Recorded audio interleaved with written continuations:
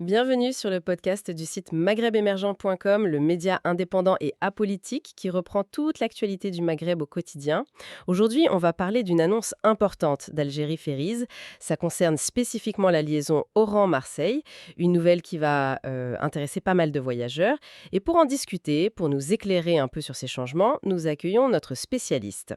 Bonjour. Oui, bonjour. Effectivement, c'est une info assez précise, mais qui a son importance pour les usagers de cette ligne, surtout à une date donnée. Alors justement, de quoi s'agit-il? Une traversée particulière, j'ai cru comprendre. C'est ça. Algérie Ferries a communiqué sur la traversée Oran-Marseille, qui est prévue pour le 18 août 2025. L'annonce a été faite via leur page Facebook, c'était le 16 août. D'accord.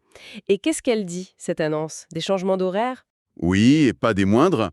Il s'agit des horaires d'enregistrement. Ils débuteront à 4 heures du matin. 4 heures du matin? Oui, 4 heures.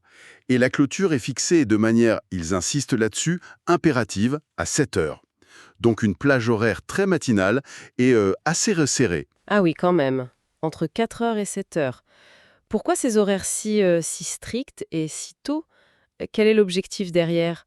On imagine la ponctualité, mais... Ben, c'est exactement ça.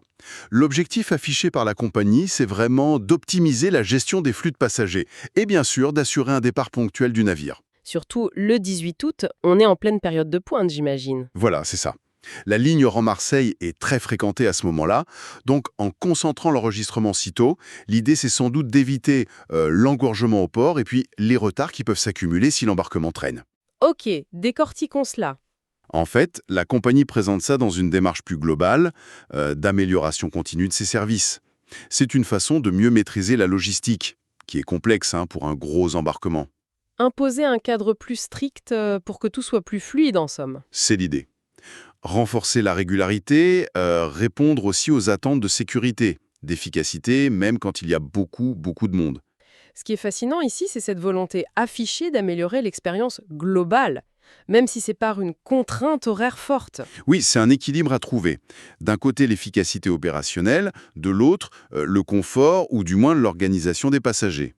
Justement, pour les passagers, ça veut dire se lever en pleine nuit, quasiment. Ça demande une sacrée anticipation, non? Ah ça c'est certain, ça change l'organisation du voyage, il faut arriver très tôt au port. D'ailleurs, au-delà de ces horaires, Algérie Ferries en profite pour rappeler d'autres choses importantes. Ah oui. Comme quoi, par exemple? Bah, les mesures sanitaires, le rappel classique mais toujours d'actualité, port du masque, distanciation physique, que ce soit pendant l'embarquement ou à bord, pour une traversée plus sûre pour tout le monde. Logique. Et s'il y a des questions sur ces nouvelles modalités? Oui, alors, il communique aussi des numéros de téléphone, le 021.64.4374 et un numéro court, le 3307. C'est pour que les voyageurs puissent appeler s'ils ont des doutes, besoin de précision sur ces horaires ou autre chose. C'est bien de le préciser. Ça montre une volonté d'accompagner le changement, même s'il est contraignant. Oui, ils réaffirment leur engagement pour la qualité de service, le bien-être des passagers malgré ces ajustements logistiques. Si l'on replace cela dans un contexte plus large, c'est une adaptation aux réalités du terrain. Bien compris. Donc, pour résumer rapidement, si des auditeurs nous écoutent et prévoient de prendre le ferry Oran-Marseille le 18 août 2025, attention, l'enregistrement c'est très tôt, entre 4h00 et 7h du matin, et pas après. Exactement. Le but, fluidifier, assurer la ponctualité en haute saison, et puis ne pas oublier les gestes barrières. C'est tout à fait ça.